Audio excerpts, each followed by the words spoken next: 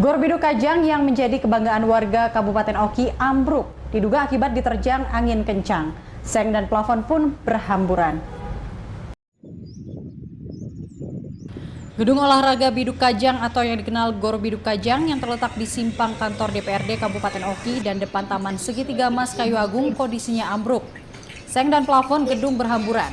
Beruntung tidak ada korban jiwa dalam peristiwa ini. Ambruknya gor diduga akibat diterjang angin kencang yang melanda dalam beberapa hari terakhir. Kondisi gor terutama bagian dalam gedung banyak yang hancur. Diperkirakan kerusakan mencapai seperempat bagian gedung. Selain akibat terjangan angin kencang, usia bangunan juga sudah cukup tua, berdiri sejak tahun 2007 silam. Kepala Dinas Pemuda dan Olahraga Kabupaten Oki, M. Refli menyatakan akan segera mengusulkan perbaikan karena Gor Biduk Kajang seringkali dijadikan lokasi berbagai kegiatan olahraga. Artinya ke depan evaluasi kita bersama-sama dengan termasuk juga legislatif dan juga badan anggaran TAPD, tim anggaran daerah, artinya ke depan tahun depan yang harus direhab. Hukumnya harus wajib harus direhab berat ini harus. Karena di sebagian kondisi yang lain juga sudah banyak yang retak.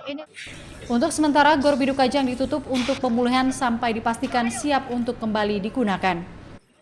Dari Ogan Komering Ilir, Fitriadi, iNews melaporkan.